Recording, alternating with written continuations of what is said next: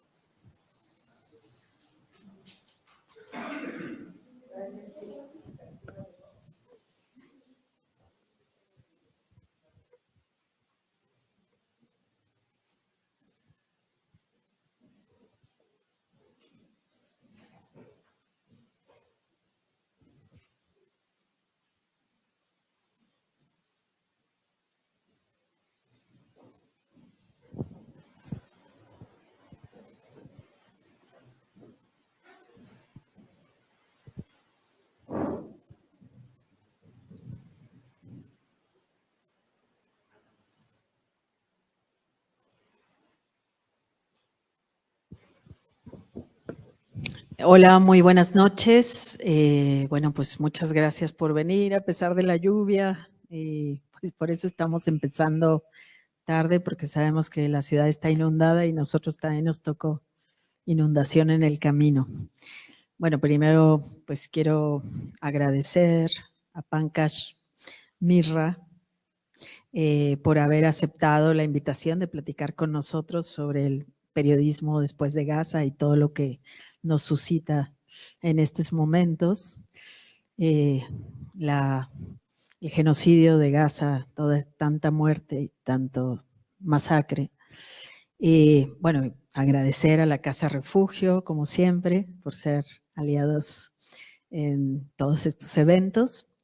Y bueno, a Blanche Petrich, que no hay que presentarla, pues que sabemos que es una leyenda de periodismo en la jornada y desde siempre, y entre las dos, pues vamos a hacer una especie de conversación, entrevista, pero queremos que ustedes también participen. Y bueno, pues desde Quinto Elemento Lab, cuando supimos que él iba a estar acá porque viene por el High Festival, invitado por el High Festival, pues le propuse a ver si podíamos hablar, ¿no?, de lo que está pasando.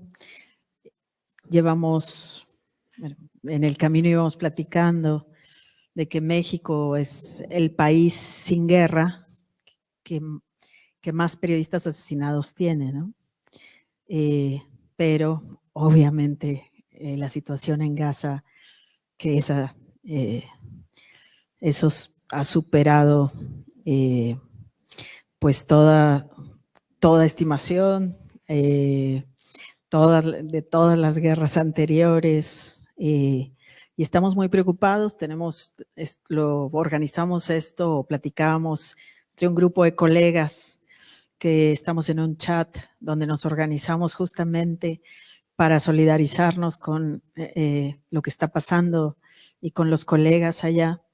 Entonces, por eso también decidimos empezar a reflexionar qué significa Gaza en estos momentos, en el tema específico de la libertad de expresión, pero pues podemos hablar de muchas otras cosas. Y bueno, pues primero lo presento, aquí lo tienen. Él es de la India, está basado en Londres, ¿no? Es novelista, es ensayista, periodista. También está por fundar y por lanzar, junto con otros periodistas e intelectuales, una revista que se llama Equator, de la que también nos va a hablar, que responde también a esta sensación que tiene que los medios y las empresas mediáticas no están a la altura de lo que estamos viviendo en el mundo, ¿no? Esta crisis que él llama crisis moral, también crisis del periodismo que estamos viviendo.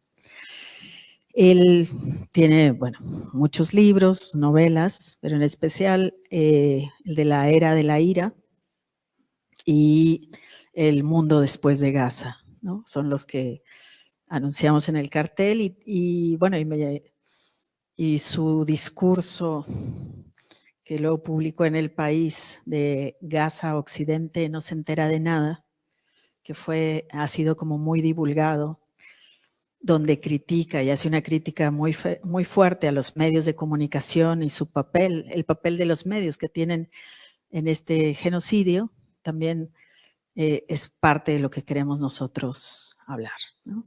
Entonces, bueno, pues va a empezar con las preguntas Blanche y vamos a ir ahí platicando. Buenas noches a todos. A mí me parece muy importante que estemos aquí, poquitos, pero sustanciosos, porque es un tema ineludible, tan importante, tan necesario para nuestra época, para poder seguir transitando como seres humanos en este tiempo que nos ha tocado vivir. Y yo quería, Pankaj, empezar haciéndote una pregunta. Este muro de silencio que se levanta entre la verdad y un conflicto, una guerra, es una cosa histórica, dadas las condiciones de la propiedad de los medios de comunicación. Pero bueno, para no hacer tanta historia, yo quisiera por lo menos sí remontarme a otra circunstancia parecida, por intensa, por cómo se generalizó la mentira sobre un conflicto armado con el tema de la guerra de Irak hace pues ya 22 años, algo así. No sé si conoces tú este documental de John Pilger, Las guerras que usted no ve, que hizo a propósito de este muro que tapa la verdad en la narración de estas circunstancias y en el cual la construcción son cómplices todos los grandes medios reverenciados, el New York Times, la BBC, el mismo País, en fin. Un poquito recordando eso, yo te quisiera preguntar si tú ves alguna similitud, si esto es igual o es peor la circunstancia, dada que la realidad de exterminio que se está desarrollando en la Franja de Gaza, pues es muchísimo más grave que lo que ocurrió en Irak en esos momentos. Gracias. Gracias por venir, especialmente con esta lluvia. Puedo leer español, pero no hablo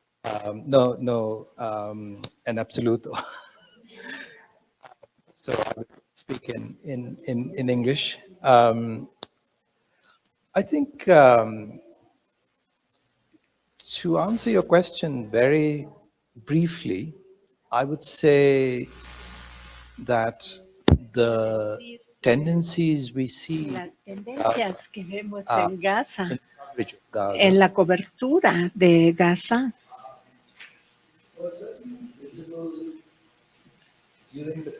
fue visible también durante la cobertura de la guerra en Irak, y creo que la medida en la que los medios tradicionales como el New York Times, el Washington Post y como muchos periódicos en el Reino Unido, si lo recuerdan, todos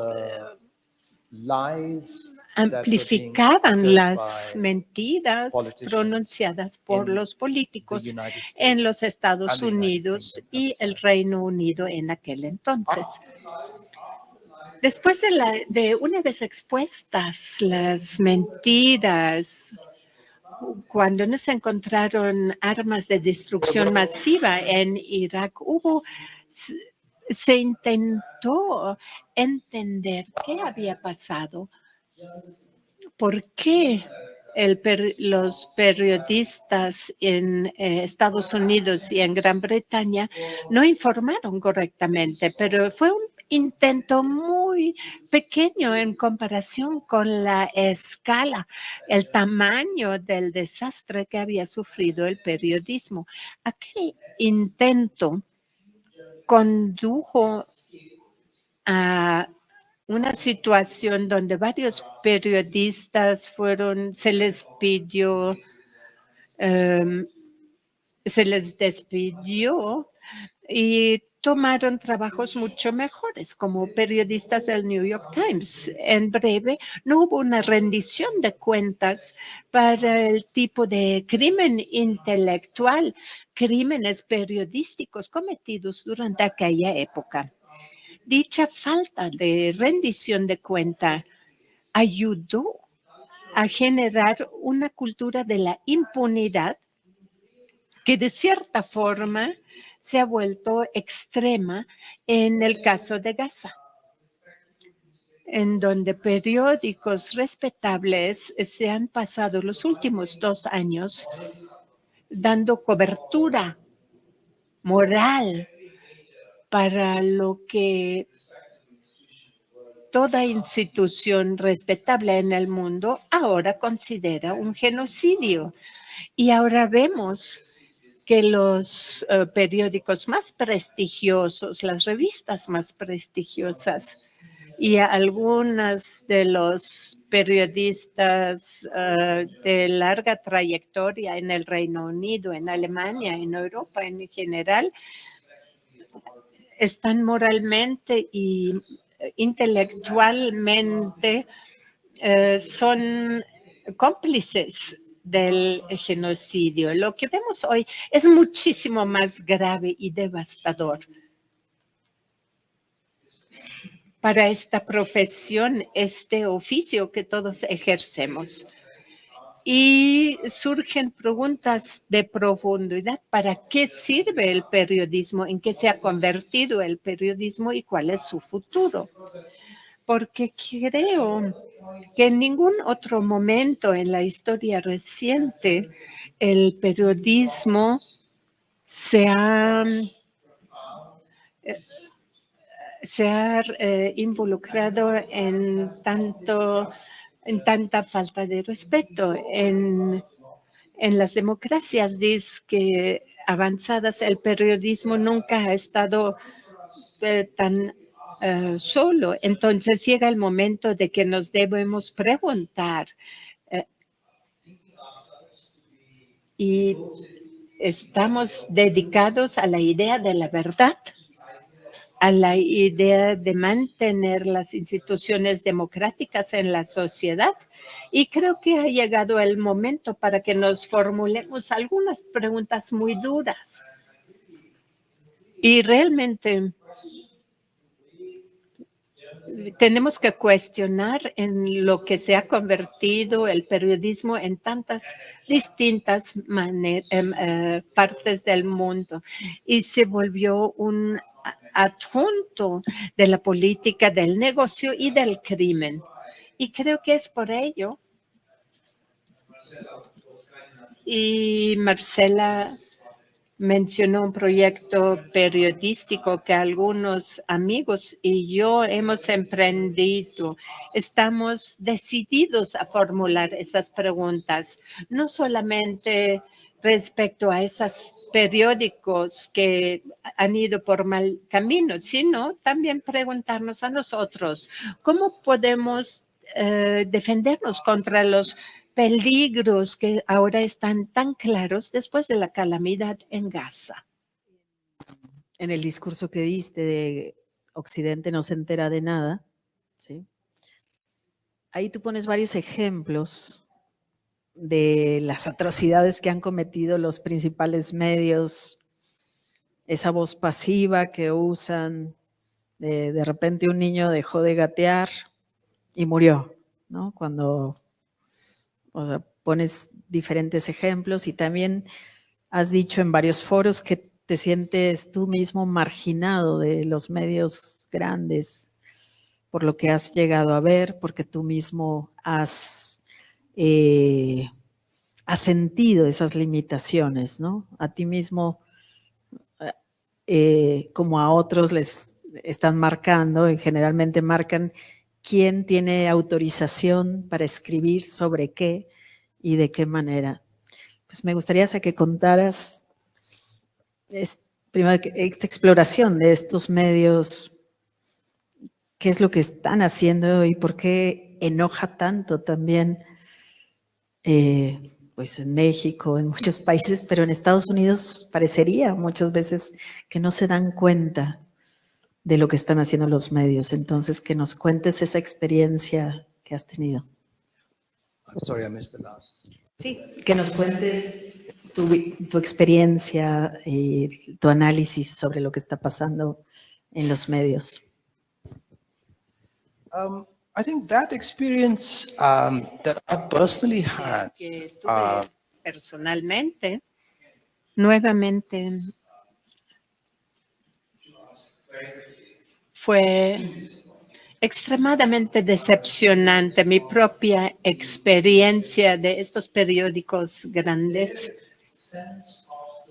Su sentido del mundo del cual provengo yo, al que pertenezco, en India o en otras partes de Asia, hay intereses en esos mundos y en esos lugares, pero han sido siempre muy limitados.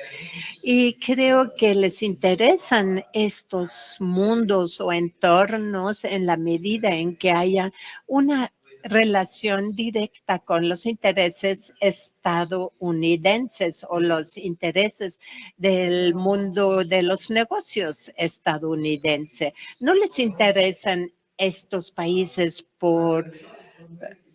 Entonces, en consecuencia, y ahora llevo 3 décadas escribiendo para esos periódicos, yo encontré lo que yo escribo es muy limitado. No tengo respeto por las cosas que yo he escrito para estos periódicos, porque lo que yo escribo fue limitado por las demandas, que solamente puedes escribir sobre cosas que son de interés para cierto tipo de lector estadounidense. De por sí ya hay una limitación integrada. Entonces, cuando tratamos de escribir sobre temas muy sensibles como Palestina o Israel, y ahí sentimos la mano pesada del editor o del censor. Hay ciertas cosas que no se te permite decir, y hablo de cosas que sucedieron hace 25 años. Cuando traté de proponer una idea de escribir sobre el tema de ir ahí y visitar, y rápidamente se me aclaró que eso era imposible, que no había manera que un autor de la India se le va a permitir escribir sobre este tema. Y creo que esto implicaba que este tema estaba reservado para ciertos autores estadounidenses o israelíes y estadounidenses, que yo nada tenía que hacer ahí. Entonces, durante mucho tiempo atestigué un régimen de censura, ignorancia y a la vez un cierto tipo de arrogancia que viene junto con el poder, no solamente con el poderío diplomático y militar, sino también el poder cultural. Y siempre sentí que estos medios tan poderosos no representan el mundo tal como está, el mundo en el que inhabitamos, que su visión es muy estrecha y cada vez se hace más estrecha. Y las personas dedicadas al periodismo, eso es importante, vienen de una categoría de personas en los Estados Unidos, que está totalmente desligado de su propia sociedad y más aún del resto del mundo. Y esto fue muy claro durante las elecciones que llevaron a Trump al poder por primera vez. Y es que el periodismo tradicional en Estados Unidos no tenía idea que había tanta furia y resentimiento en su propio país que beneficiaría a alguien como Trump. Y lo volvimos a ver la semana pasada. Nuevamente no tenían idea que Trump iba a ganar. ¿Y esto qué nos muestra?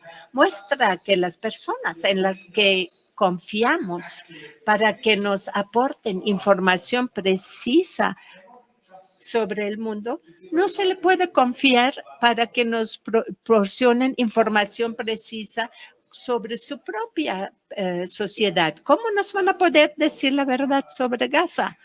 Entonces, Gaza, en un sentido, es la culminación de una serie de fallas periodísticas e intelectuales, remontándome a tu primera pregunta. Creo que se ha hecho evidente que la forma en que se construye ese periodismo, la forma en que se genera ciertas narrativas e ignora otras, y la forma en que atiende a cierto tipo de lector a la vez de ignorar a otros tipos de lectores. Entonces el periodismo es cada vez hace lo contrario de lo que debería de hacer, que es ampliar nuestra imaginación, nuestros horizontes, sino más bien encoge, reduce esta imaginación nuestra. Sabemos que hay un elemento fundamental sin el cual simplemente la maquinaria de información no se echa a andar, que es el acceso a las fuentes. Más de 200 periodistas palestinos asesinados in situ, y desde hace 2 años la negativa del gobierno de Israel de permitir la acreditación y la presencia de cualquier tipo de periodista extranjero en el terreno, en Gaza, en general en Palestina. ¿Cuáles son las fuentes que en este momento, yo no estoy hablando de lo ideal sería, sino lo que en este momento nos permite tener ese atisbo de la realidad que tenemos sobre la destrucción y el exterminio en Gaza? ¿Tú con qué te alimentas? ¿Con qué fuentes? ¿Cuál es la información que a ti te mantiene al día? ¿Cómo la consigues? ¿Dónde tienes acceso a esta información?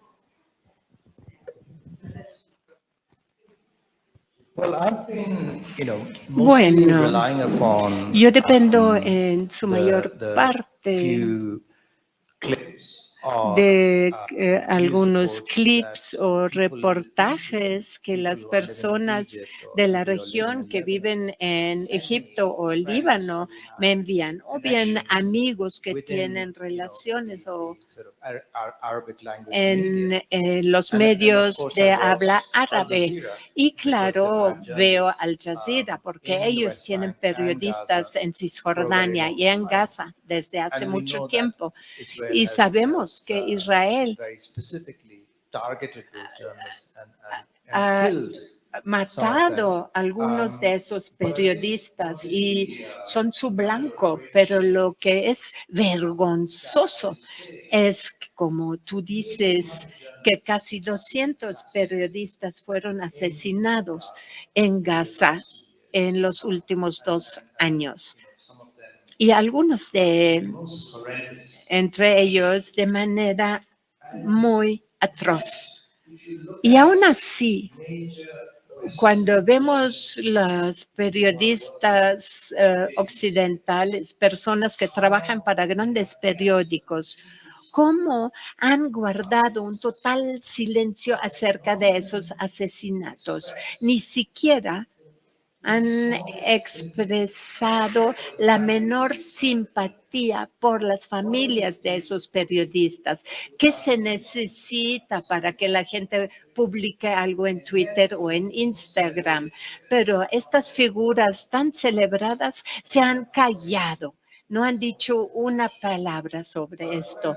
Estoy yéndome por otro lado, pero lo que realmente quiero expresar es que la gente que nos trae las noticias acerca de lo que pasa en Gaza son periodistas palestinos, ya sea que trabajen para Al Jazeera o otros.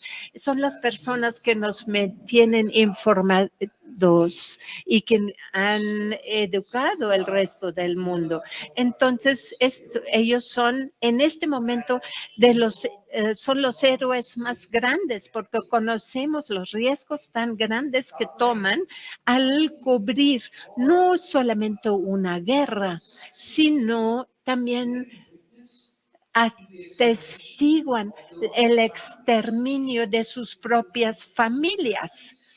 Y en esta situación redefinen lo que es ser un corresponsal de guerra. Cuando pensamos en los famosos corresponsales del último siglo, ¿cuántos de entre ellos tuvieron su propia familia atrapada en la guerra? ¿Cuántos de ellos atestiguaron que sus seres queridos fueran asesinados a diario? Lo que quiero enfatizar es la presión tan tremenda bajo la que trabajan esos periodistas y merecen mucho más de sus colegas en estos sociedades seguras, estables de Europa y de los Estados Unidos. Algo de simpatía, de solidaridad. Yo sé que Marcela ha hecho mucho aquí en México y en otros para que la gente piense acerca de la presión que sufren esos periodistas en su trabajo. Y en este país también es un tema muy sensible. Y la gente puede entender lo que está sucediendo en Gaza de manera más directa, pero creo que los periodistas en Estados Unidos y en Europa Occidental deberían de haber hecho mucho más y no lo han hecho. Y esto también es una muestra terrible de su inteligencia moral que no debemos de olvidar ni perdonar. La otra vez leía en Haaretz que incluso ellos reclamaban a los colegas israelíes que decían, muchas veces ustedes se sirvieron del trabajo de esos periodistas, que incluso nunca les pagaron, ¿no? Y que ellos lo hacían por defender a su patria y les pasaban información por su causa, y ahora porque el gobierno declara que forma parte de Hamas alguno de ellos, no hay solidaridad gremial, ¿no? Y creo que en muchas partes del mundo, y nosotros, bueno, varios hemos estado saliendo porque nos conmueve y nos mueve y nos indigna lo que pasa con nuestros colegas.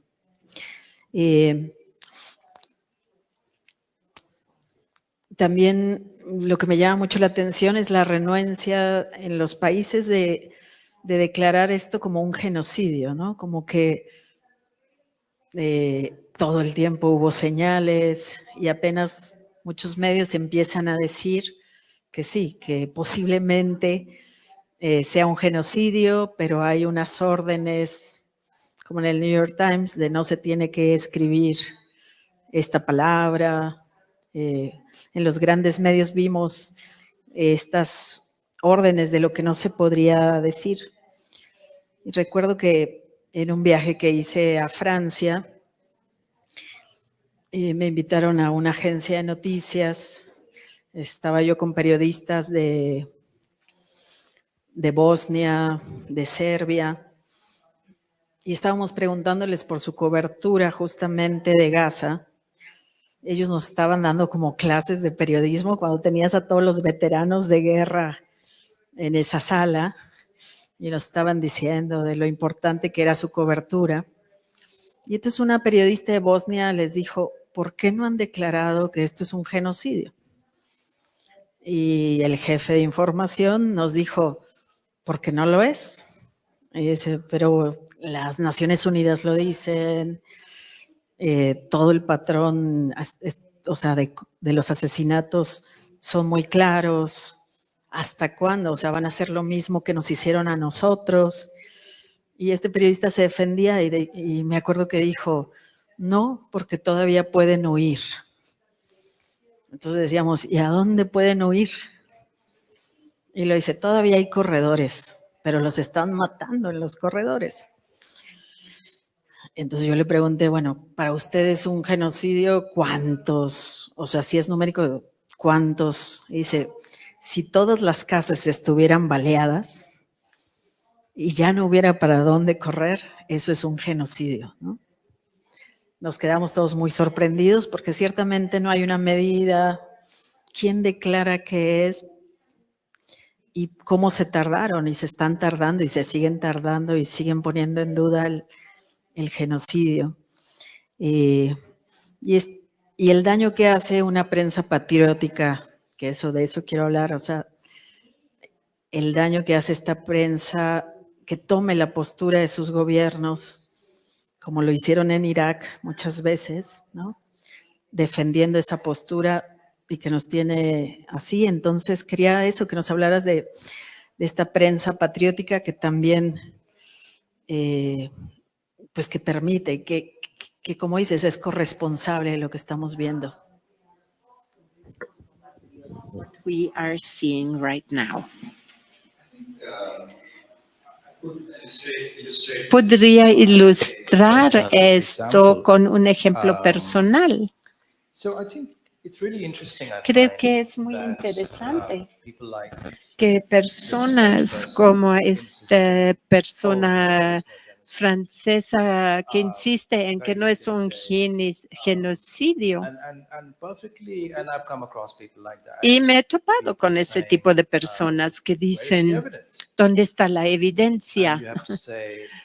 Y hay que decir, la evidencia siempre estuvo ahí desde el primer día. Israel atacó a Gaza y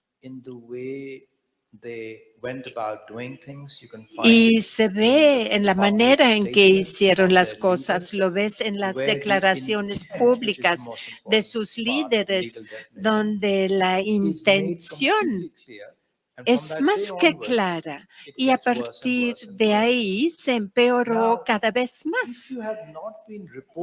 Si no han reportado sobre esto, de hecho es posible para alguien que lee todo esto, lo que estos periódicos publican, es posible concluir, sí, no hay evidencia de un genocidio. Entonces, lo que sucedió? De hecho, fue que muchos periódicos simplemente no reportaron lo que se dijo una y otra vez por los periodistas y políticos israelíes. Y le doy un ejemplo. Estaba escribiendo un artículo poco después del 7 de octubre y quería citar lo que el ministro de Defensa dijo, que estamos tratando con animales humanos. Y yo quería citarlo y estaba en mi bosquejo. Y mi editor dijo, a él lo conozco desde hace mucho tiempo, pero dijo, no, esto no lo vamos a quitar porque es un ambiente muy caliente y la gente dice ese tipo de cosas cuando está enojada, porque vamos a contribuir a ese ambiente. En ese momento tal vez me equivoqué y acepté dicha recomendación. Algunos artículos después, para mí fue muy claro que la tarea de este editor era eliminar y suprimir ese tipo de evidencia de mis artículos y tuve que renunciar a ese trabajo. Eso se dio poco después de que entendí que no podía realmente continuar escribiendo para esa página web.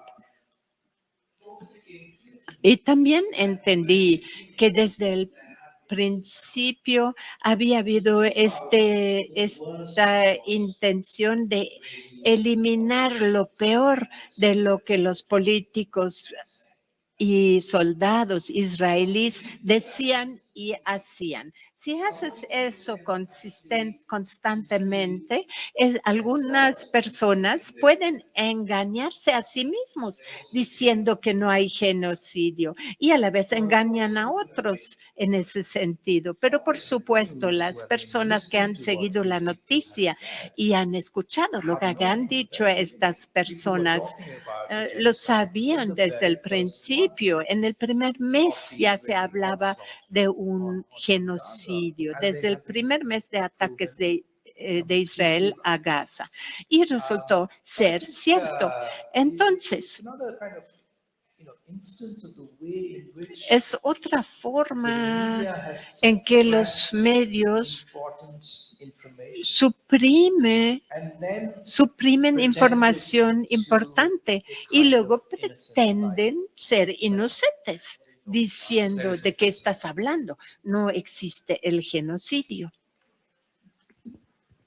Por ejemplo,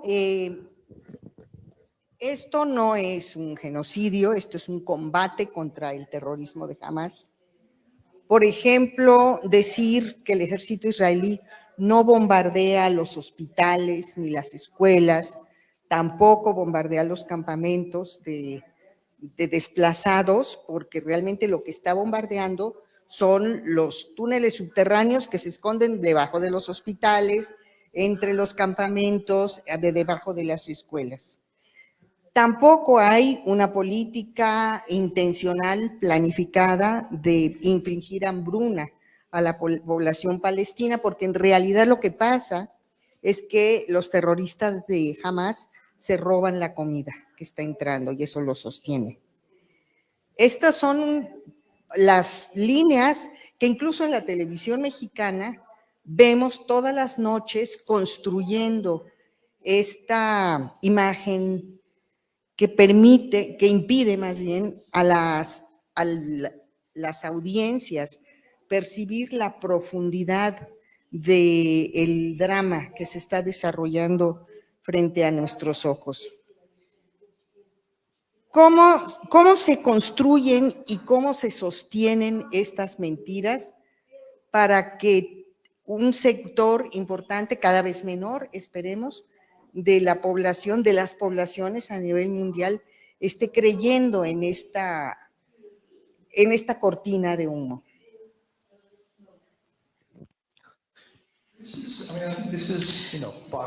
Creo que es parte del problema que yo mencionaba antes. Creo que es una crisis grave que existe en el periodismo y se convirtió en propaganda de la gente más violenta y poderosa en el mundo el día de hoy. Entonces, los jóvenes que quieren escribir, informar la verdad sobre la situación, ahora se encuentran en una situación donde la profesión está dominada por personas que publican boletines de prensa israelíes y le llaman periodismo. El número de veces en que fuentes o voceros del ejército se agarraron en mentiras, casi todos los días se dicen mentiras y más mentiras, ya ni se pueden contar. Hablan de hospitales, de los túneles, no fue nuestra intención, la intención era hacer otra cosa. Es un flujo constante de mentiras. Y aún así la prensa insiste en tratarlos como fuente de integridad, como fuente de la verdad. Insisten en cuestionar cualquier afirmación hecha por los palestinos, trátese de asesinatos, de la hambruna, siempre se cuestionan con la ayuda de la propaganda proporcionada por el gobierno israelí, los voceros israelíes. Entonces, realmente es un espectáculo extraordinario que un gobierno, un Estado que constantemente se ha expuesto como mentiroso, se le siga tratando como fuente confiable. No sé cómo explicarlo. Tal vez haya una cierta deferencia, tal vez sea la explicación más inocente que pueda dar, que los medios tradicionales han sido víctima de una deferencia por el poder, por los gobiernos, y no pueden superarlo. No se dan cuenta que su tarea es cuestionar al poder, no convertirse en voceros del mismo. Y creo que esto también lo he visto suceder en la India y mucho, donde los periodistas sienten que su papel es presentar los logros del gobierno, de ofrecer una mirada positiva para amplificar lo que dicen los políticos sin cuestionar lo que dicen. Entonces, tal vez esta sea una tendencia a nivel global y creo que vemos la forma más grotesca y desagradable en la cobertura de Gaza cuando los periodistas de CNN, el New York Times y hasta el Guardian siempre enfatizan la propaganda israelí sin decir que la propaganda no es correcta. Yo leo la versión del País de España y siempre me doy cuenta que siempre cuestionan y dan antecedentes acerca de lo que comenta el gobierno israelí y muchas veces se ha probado que no dicen la verdad, de modo que cuando lees un reportaje sabes que es una fuente no confiable de información. El País, ¿no encuentras algún otro ejemplo en la prensa europea que de alguna manera siga cuestionando el esquema de propaganda israelí? Propaganda scheme. Me encantaría decir que hay otros ejemplos, pero debido a Google Translate, ahora puedo leer los periódicos alemanes y franceses. Estoy suscrita y estoy horrorizado por la cobertura en algunos de los periódicos alemanes que puedo leer. Y, por ejemplo, la revista Der Spiegel, escribo para esta revista y dio una entrevista para Die Zeit hace unas semanas. Y publicaron un artículo que se hubiera podido imprimir durante la época de los nazis y sobre los judíos, solo que ahora se trata de los palestinos. Le dije al periodista que no quería que se mencionara mi nombre. Fue tan asqueroso lo que redactaron. Para contestar tu pregunta, no hay periódico que me venga a mente de entre los muchos que leo que tenga un punto de vista escéptico del gobierno israelí y de sus voceros. A lo mucho, más bien, la mayoría de ellos están comprometidos con empujar y enfatizar la propaganda israelí. La forma en que la prensa alemana cubrió los asesinatos de esos periodistas fueron los primeros en decir que estos eran personas que pertenecen a Hamas. No sé cómo pueden dormir tranquilos en la noche. ¿Y qué piensas, qué podemos hacer para que haya una rendición de cuentas, la accountability, ¿no? ¿Es posible esto? No sé, como periodistas, como lectores o consumidores de estos medios o como ciudadanos, ¿no? ¿Qué podríamos hacer? También, pues porque vemos que están, por la falta de crítica y por su cercanía al poder, también están generando y forman, son también corresponsables de personas como Trump, ¿no? O como el mismo Netanyahu, que se mantenga en el poder. Pero, ¿qué podríamos hacer? ¿Cómo podemos hacerlo que rindan cuentas?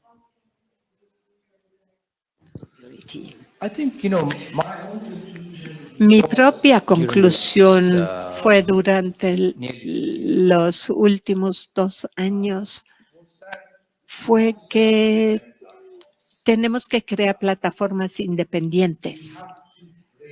Tenemos que romper con las instituciones existentes y someterlas a una crítica sin cesar, no solamente al señalar los desastres y errores de los cuales son responsables, sino mediante la creación de un periodismo que de hecho trata de describir el mundo con precisión, que reporte o mantenga la idea de la verdad y le dé dignidad a esa idea.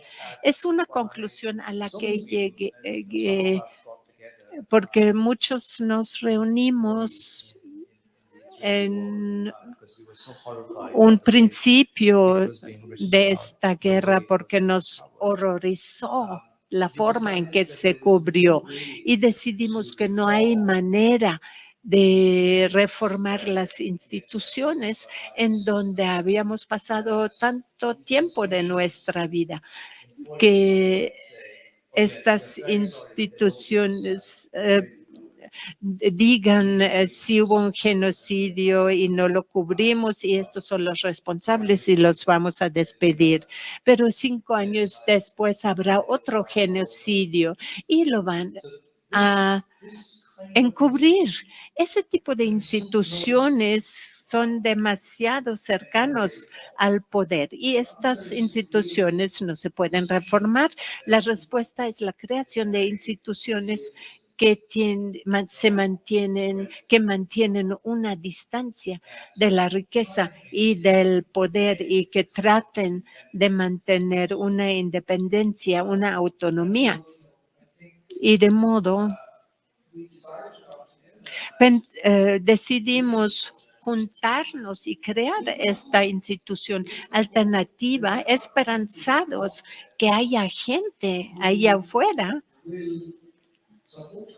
que nos va a apoyar, que están tan hartos y tan descontentos con los medios existentes como lo estamos nosotros y que podamos ofrecerles un contrato fresco, un contrato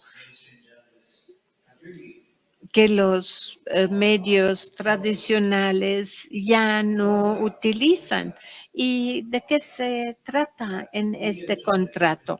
Es que nosotros como periodistas vamos a exigir que los poderosos rindan cuentas. Si no lo haces, ya no eres periodista. Y en una forma básica es importante renovar este contrato entre el periodismo y los ciudadanos comunes. Y creo que la forma de hacerlo no es esperar que estas instituciones enormes de forma milagrosa vayan a reformarse, sino crear instituciones alternativas y esperar que haya la suficiente gente que ayude a sostenerlo a lo largo del tiempo y que haya personas interesadas, suficientes personas interesadas en recibir información sobre el mundo en que vivimos, que desean tener un análisis honesto, información que no responde al lobby israelí, al lobby armamentista. Sí, yo te quería preguntar acerca del título de esta conversación, que es el periodismo después de Gaza.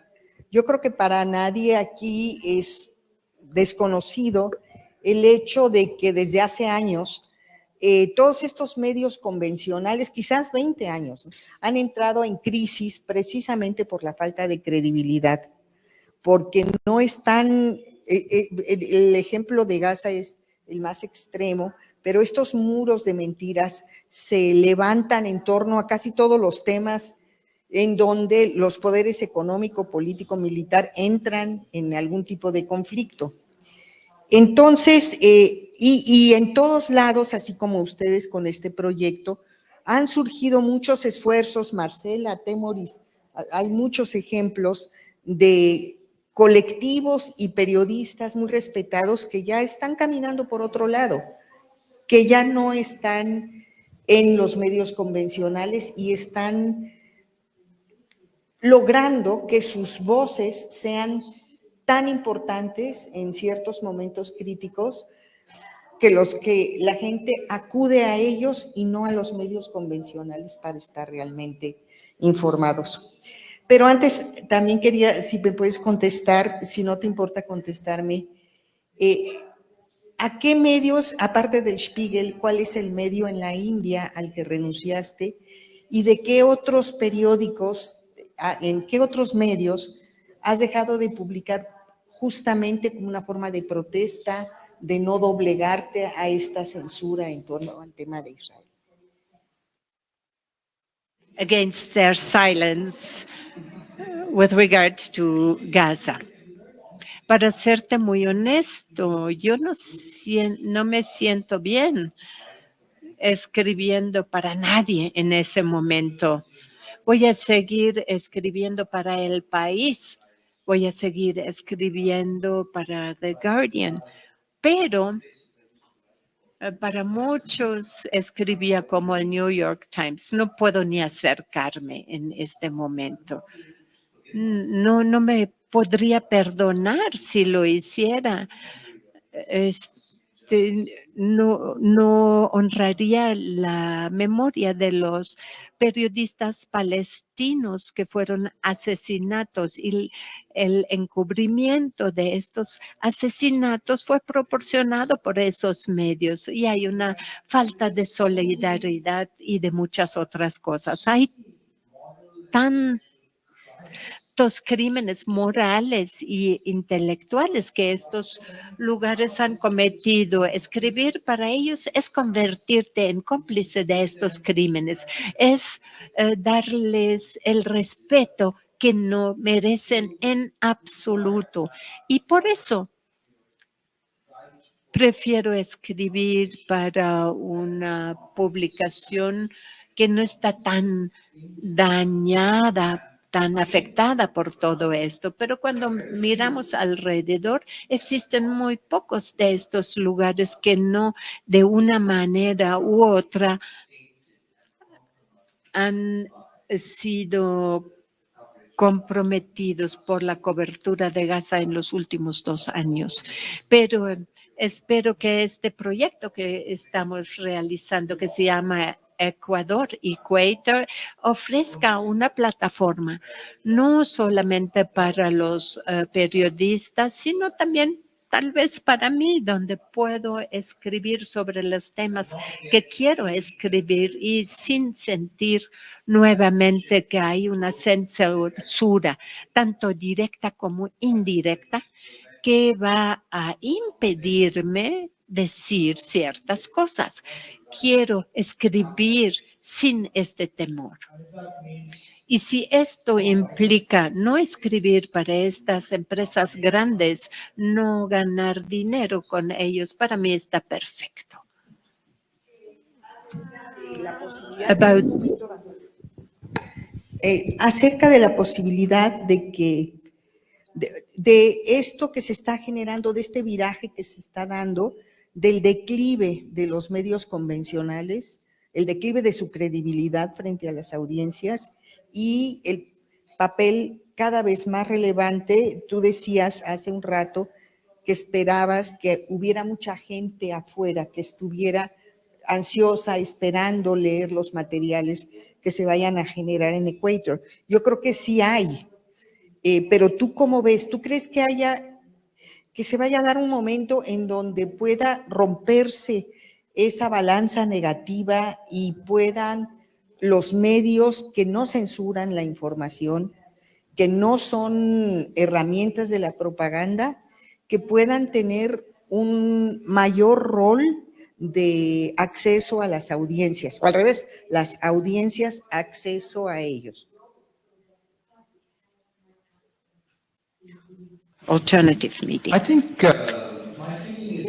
Lo que yo siento que es un tiro largo, es un esfuerzo de largo plazo. No se van a dar resultados de la noche a la mañana, aun cuando mucha gente nos apoya o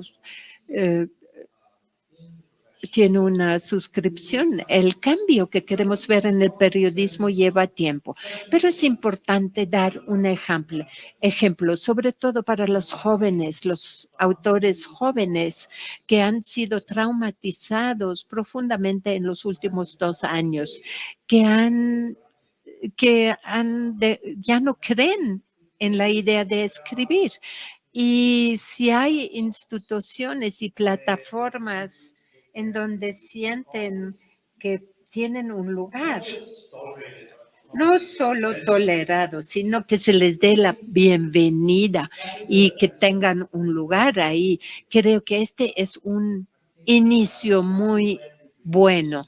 Ahí es donde empezamos a surgir o emerger de esta situación de desencanto y de desilusión.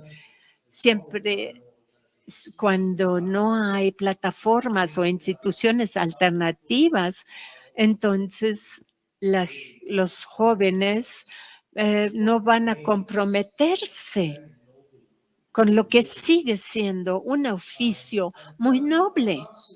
Y nuestra tarea es mantener la nobleza y dignidad de esa profesión.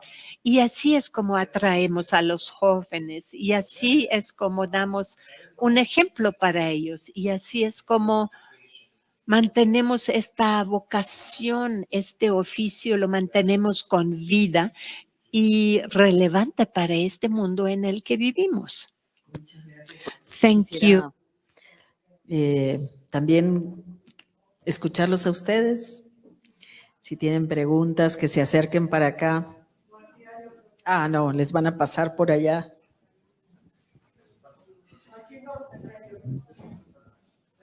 La traducción, sí. Gracias.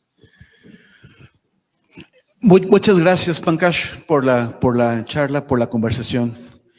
Este domingo, la Asociación Internacional de Académicos del Genocidio llegó a una conclusión que tardó muchísimo tiempo, pero un 86% de sus miembros declararon que había un genocidio en Gaza.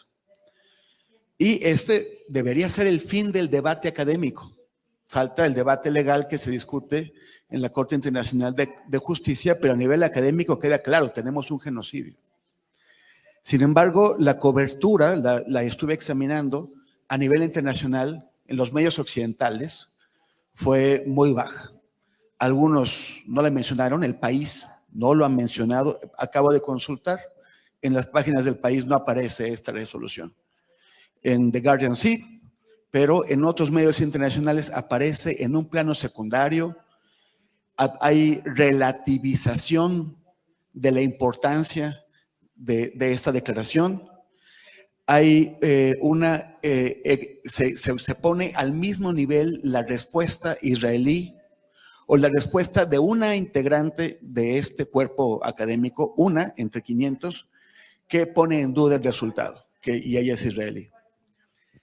Y uno se pregunta, ¿qué hace falta para abrir una brecha en este muro que tienen estos medios de comunicación occidentales?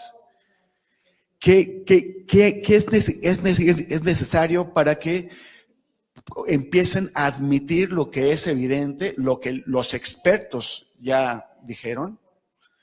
Yo no entiendo los medios como monolitos. Sé que hay facciones, sé que hay grupos que adentro de los medios presionan hacia un lado, aunque esto tarde en verse.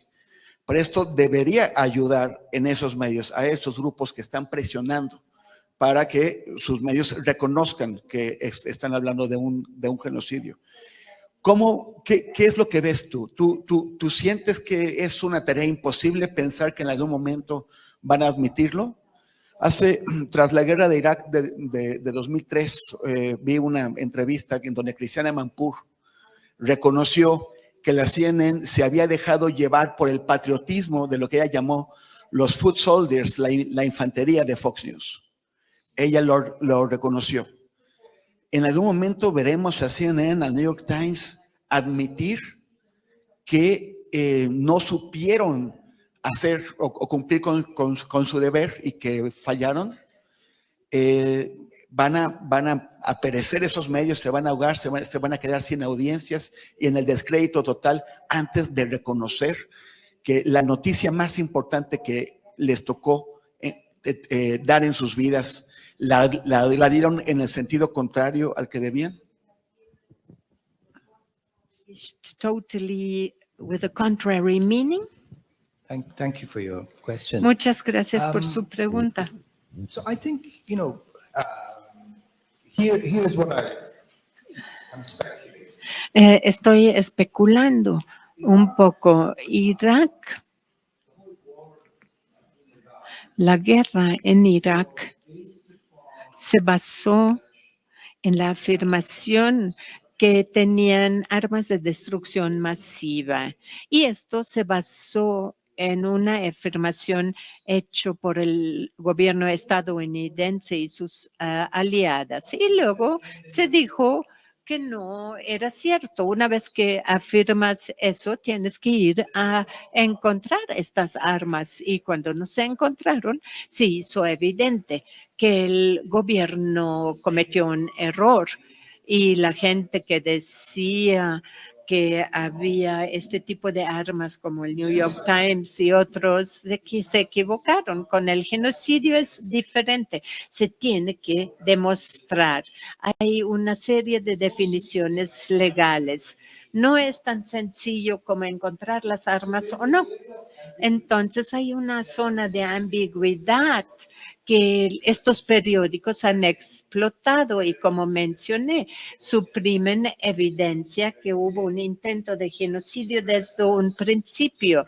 Eliminas esto, no publicas las atrocidades y así podrías llegar a una conclusión que no creo que haya nada no hay un genocidio.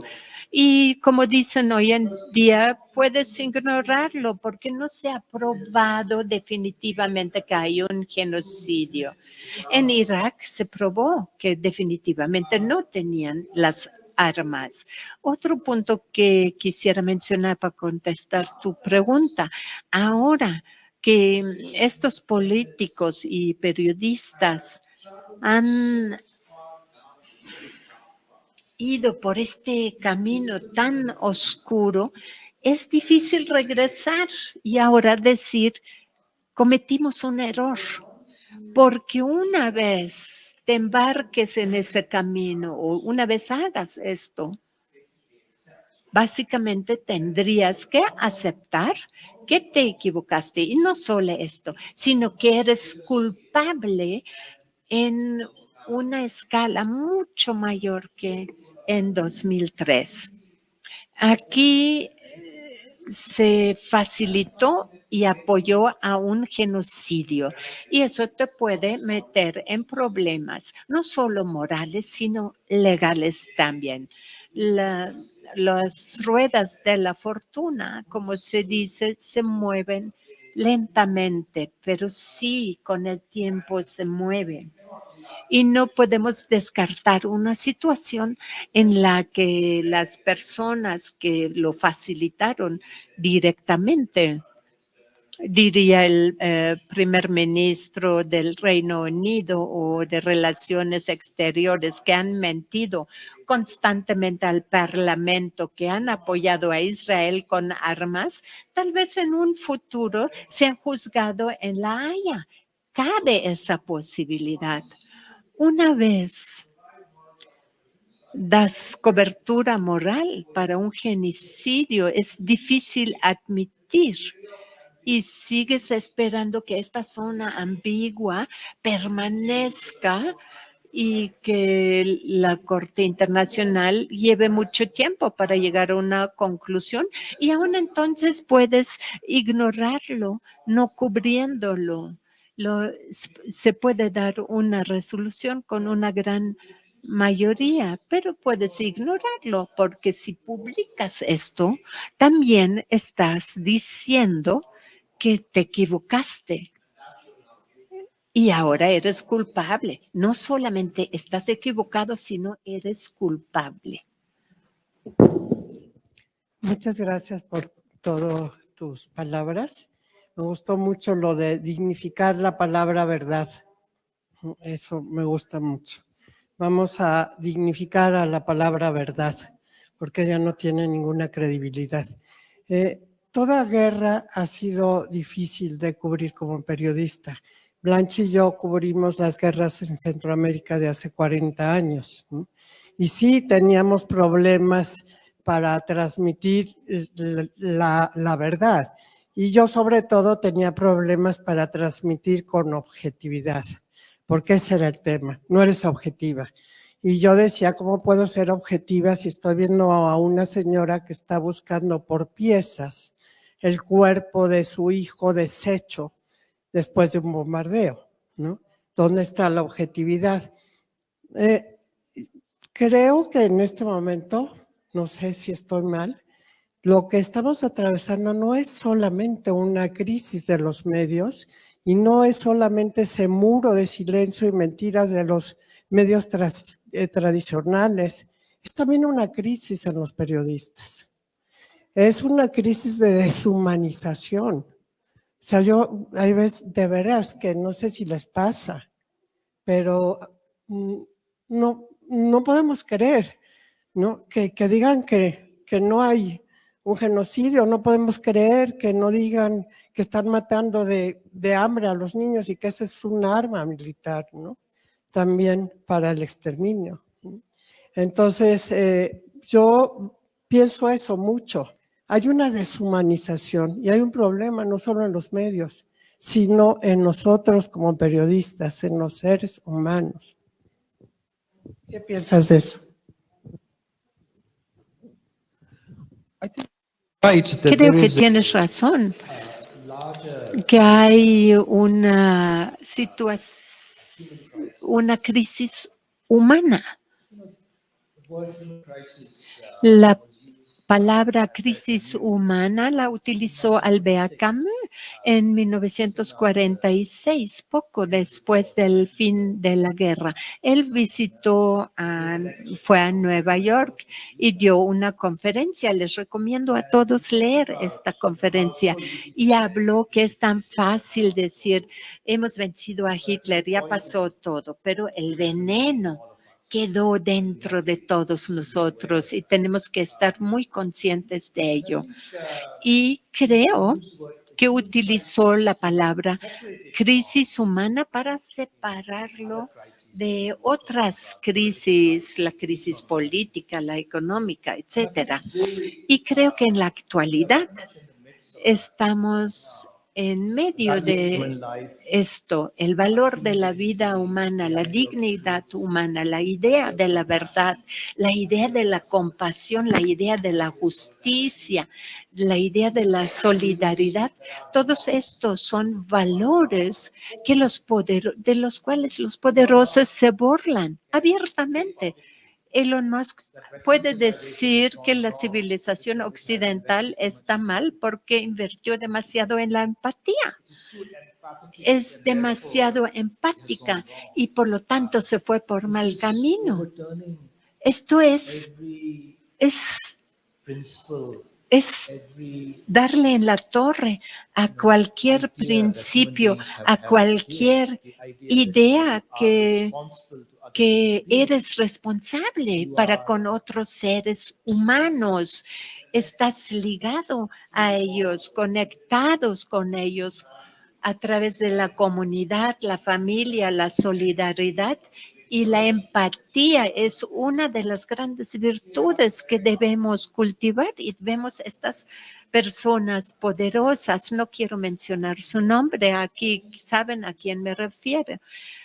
Todas esas personas en posiciones de poder e influencia están abiertamente pervirtiendo los valores humanos a través de las cuales las sociedades han perdurado por cientos y cientos de años. Entonces, me temo que dices la verdad, que el periodismo es parte de esta crisis. Estos valores siempre deben importar la justicia, la compasión. El New York Times va a escribir una historia sobre Elon Musk como hace unos meses y diciendo, no, de hecho no es de extrema derecha, es mucho más complicado que esto. Este es un hombre que abiertamente habla de ideas supremacistas blancas, pero nos dice, no, hay que ser objetivos acerca de él. ¿Por qué? Porque el periodista que escribió sobre él le gusta el dinero, le gusta el poder. Para él, Elon Musk es una persona poderosa, le va a lamer los botas y escribir un artículo que lo exonere. Y eso es a lo que me refiere. Hay un problema, una crisis de valores y los periodistas, como cualquier ser humano, han sido infectados por estas ideologías del poder y del dinero. Y es un problema más grande, no solo un problema del periodismo. With regard to objectivity, que siempre nos lo enseñan en la escuela, que nos dicen que tenemos que ser justos y que es parte también de este problema. ¿Tú cómo resuelves el tema de la objetividad? Objectivity.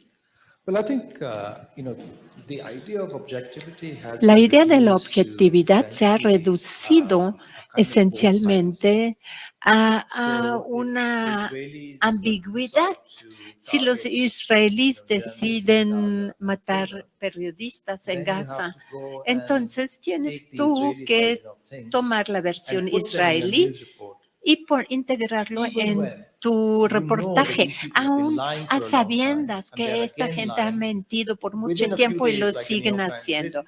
they En will say, pocos "Oh, días, yes, we como lo looked at the hizo el New video, and York it turned out the Times, Israelis dicen, were wrong." ay, es But it's un too late. video, You've pero y already vimos carried que that se propaganda. equivocaron So this is los what it meant. israelíes, pero This ya is es how they see tarde, objectivity. ya This is not publicaste la making propaganda. judgments. This is No se not trata de actually involving your enjuiciar brain. o Just involucrar something tu very basic. A cerebro. person who's been Son lying all cosas this time. básicas. Why Una do you persona keep que trusting that miente person? todo el tiempo, ¿por qué sigues Keep trusting confiando that en person ella? because Lo you are haces, sigues wedded confiando to porque se habla de objetividad y eso te ayuda a disfrazar tus propias preferencias ideológicas. Cuando hablo de la pérdida de valores, me refiero a que como periodista o como ciudadano común, como ser humano, tienes que levantarte en contra de la injusticia. Si ves una injusticia, ¿de qué tipo de objetividad hablas? Tienes que mencionarlo. Cuando vemos lo que vemos en Gaza, vemos un estado con armas nucleares que constantemente está expandiendo su territorio, constantemente lleva guerras con todos sus vecinos y que constantemente miente todo el tiempo. ¿Por qué insistes en tomar en serio o como verdad lo que dicen? ¿Por qué? ¿Qué hace la objetividad aquí? Yo creo que porque sabemos que los israelíes son muy poderosos, son amigos poderosos, incluyendo y que es mejor quedarte del lado con los poderosos y los ricos que aventurarte en un mundo donde existe la verdad y reportar sobre esta verdad. Y esto forma parte de la crisis más grande del periodismo.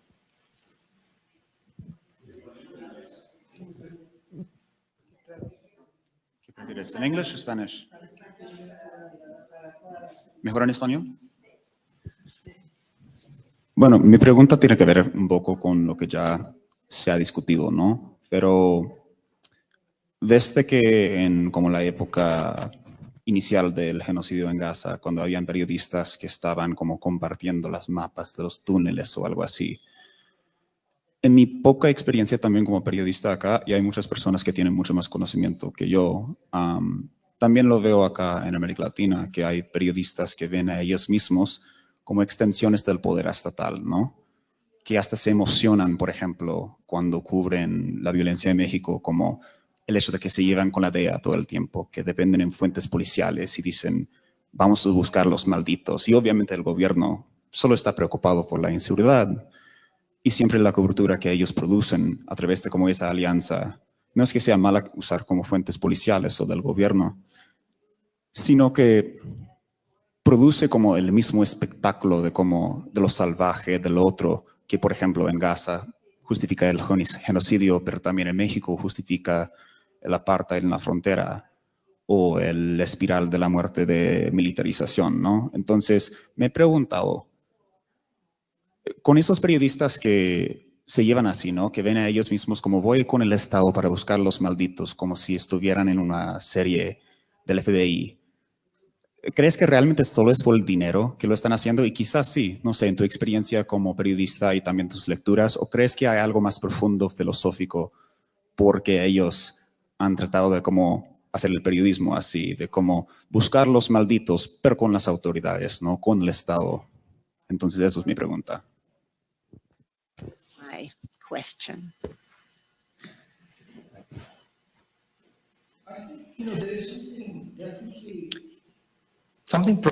Definitivamente hubo cambios profundos en la forma en que nos vemos a nosotros mismos y al mundo, la forma en que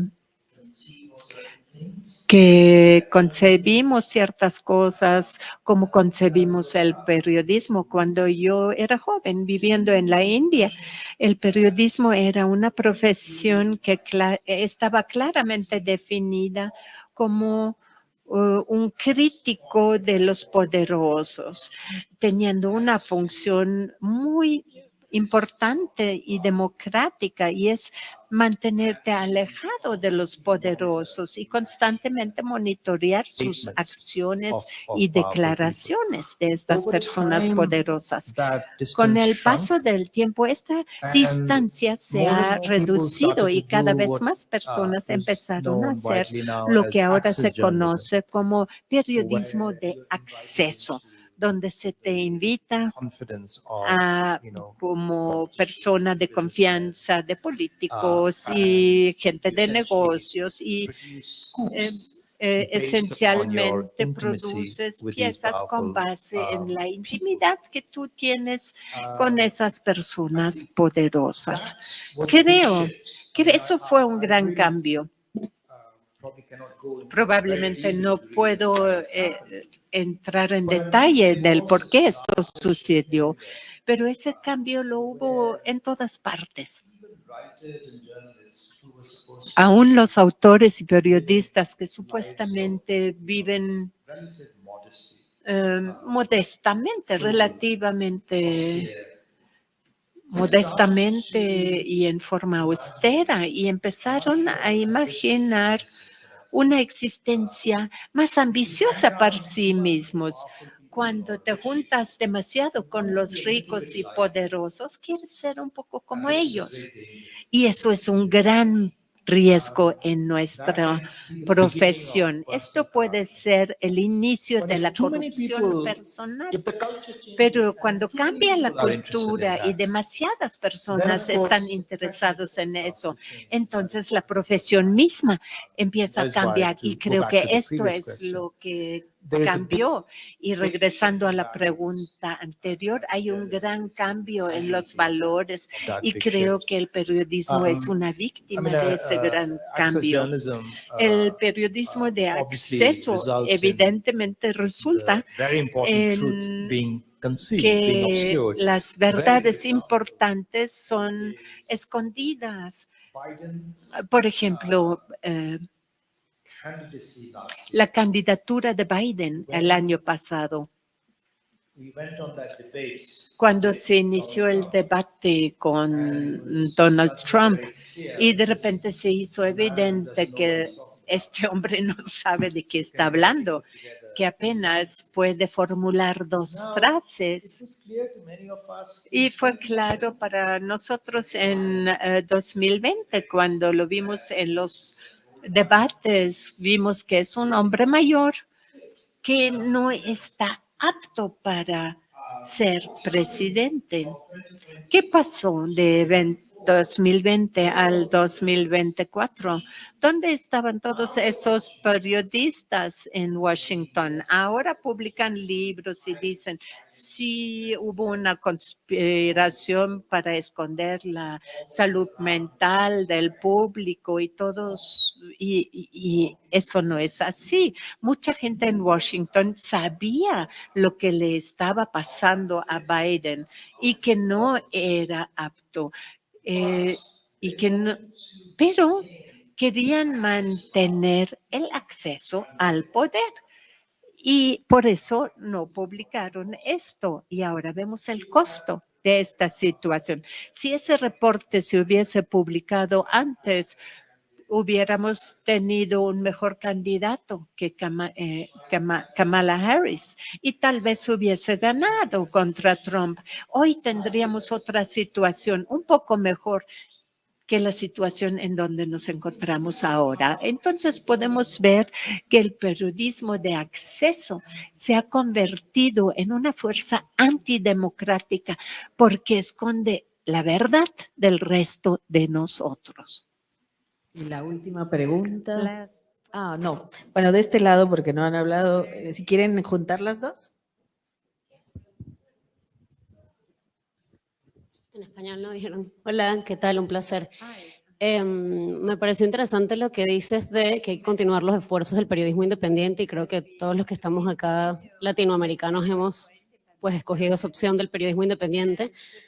Pero sí es verdad que en el contexto que tú bien dices, que la confianza del público hacia el periodismo está muy baja, y todavía estos big media, es muy difícil que el periodismo independiente, debido a recursos, debido a millones de otras razones, pelear contra estos big media sigue siendo muy difícil. ¿Qué más se puede hacer, no? ¿Qué más se puede hacer, pues, para seguir contando, como tú bien dices, el mundo que estamos viviendo y no el que está contando, pues, el New York Times y los otros medios, ¿no? ¿Qué más podemos hacer los periodistas, pues, independientes que estamos haciendo investigación?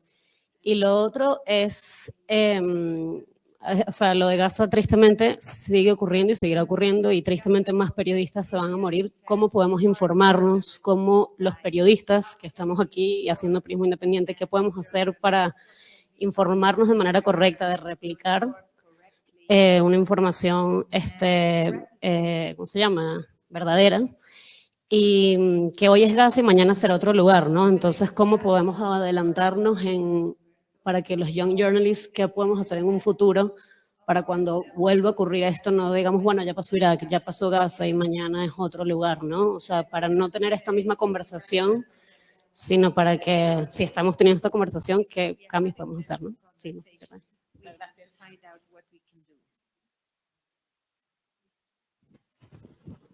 si muchas gracias también por tus insights y reflexiones que compartiste.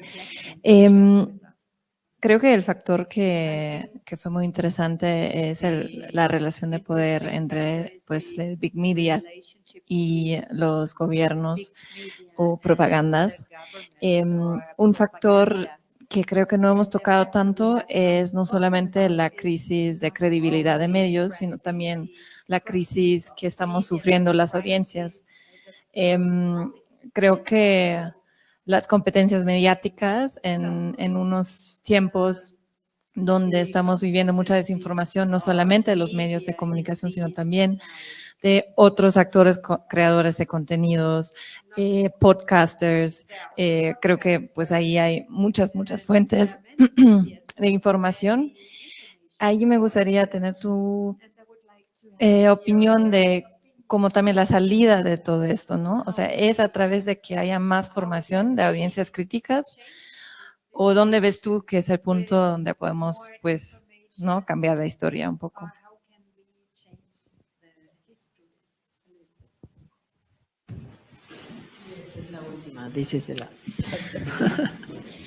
Thank you for your questions. Muchas gracias por sus I think, preguntas. my feeling is that Yo siento que la proliferación proliferación de estas fuentes de información, las redes sociales y el hecho que muchas personas hoy día son víctimas de fake news que se distribuyen por las redes sociales. Una vez tengas todo el mundo con un teléfono, con un smartphone, ya se convierte en un reportero, un periodista y puede reportar a través de imágenes, textos o videos a potencialmente miles y miles de personas.